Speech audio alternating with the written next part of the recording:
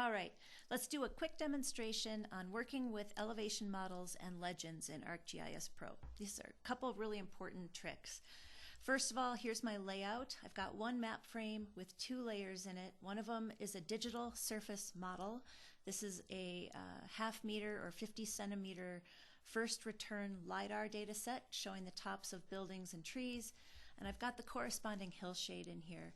Remember, values 0 to 254 have no significance for your reader. They're very important for making a landscape pop, but don't belong in a legend. So speaking of legends, let's insert a legend. I'm going to draw a space for it over on the side.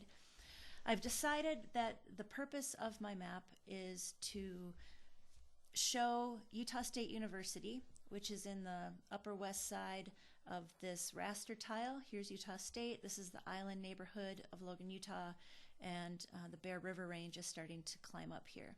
The range of values for elevation is being displayed with a color ramp that goes from this whitish pink all the way down to deep greens.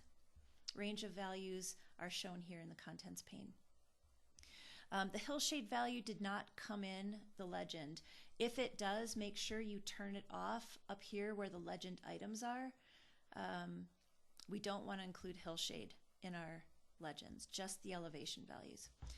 All right, so the first thing I want to show you is how to change the range of colors and values here to be dynamically connected to the current extent that's being shown.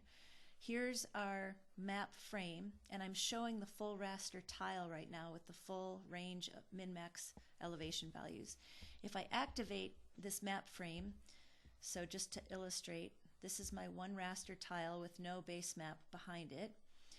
I want to zoom in and show just Utah State University. Using a keyboard shortcut, a shift, notice that the cursor is going to change to a magnifying lens, and I'm going to draw the shape, approximate shape that I want, and the location that I want to show.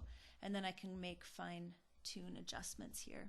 Here's the quad, here's Old Main, natural resources, BNR, etc. Okay, so we have dynamically updated our extent, and we've truncated the min-max values that are being shown. We're no longer showing this range of values. We're showing a smaller range of values that's sandwiched in between here. We're not showing any of the reds anymore, a little bit maybe in the tops of these buildings, and we've lost the lowest greens. But notice that these values haven't changed, and I want to use the full range of color. I want to go from that light pink down to the dark green. I can do that in the symbology. So I'm going to deactivate and go back to my layout. And if I select the elevations and go over to my symbology or right click on it, down in the statistics tab, notice that it's pulling the statistics from the data set. That makes perfect sense. Min-max values. I can change it to pull the minimum and maximum elevations, or the statistics, summary statistics for this data set, from the current display extent. And since I zoomed in, this is a smaller range than I was originally working with.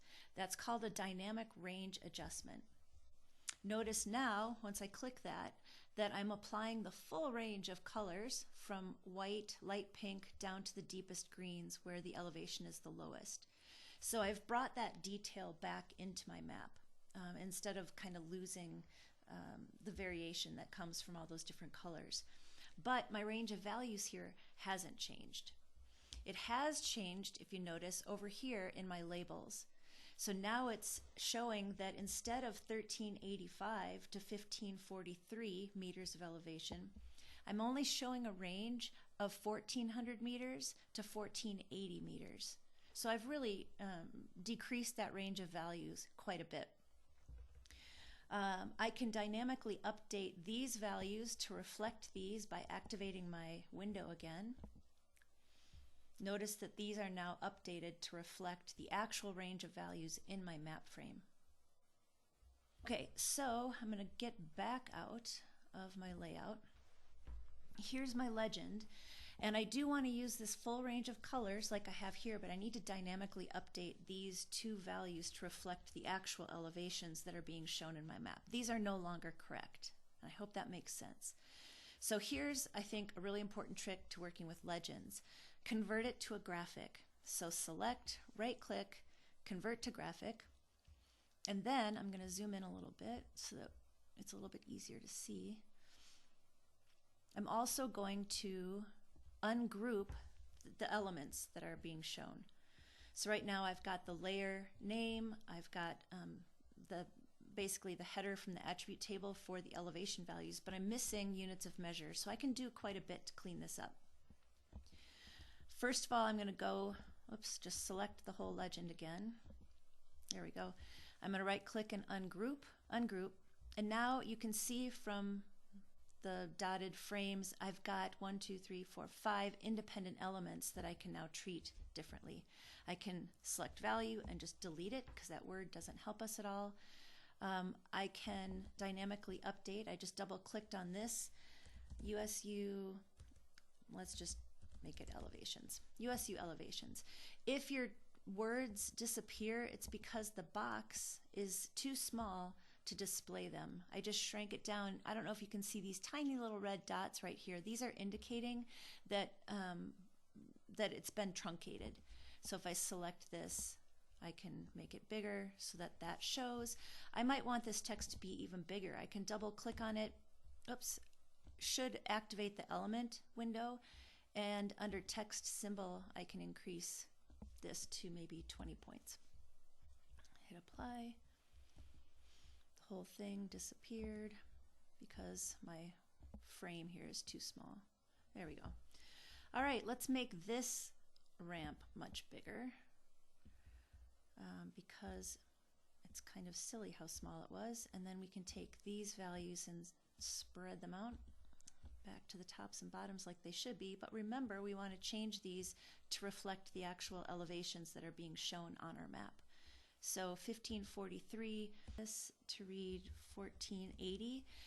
If I hadn't happened to hit on such nice round numbers, you would definitely round these. If your max elevation happened to be 1478.39, you're not going to put that in a legend because that's a terrible number to put in a legend. Round it up. This thing is just meant to give your audience an impression.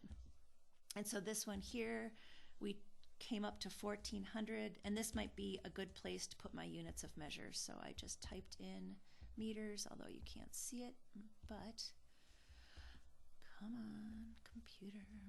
There we go. So do we need to repeat the word meters? I don't know. I don't think we do. We could do more. We could, maybe we want to put in the actual elevation of Old Main, the Old Main building, which is down here next to the quad. Let's see if it will let me. I probably have to go back to my map. Here's Old Main. Use my Explore tool. I'm just going to sample the grass outside. And it's about 1456 meters. So go back to my layout.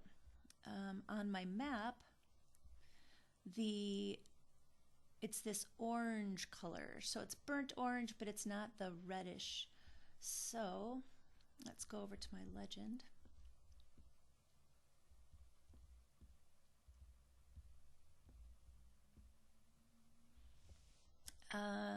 So I would guess that's about right in here. It's pretty easy to just add a new number. I can use the control key and make a copy, and that was 1456.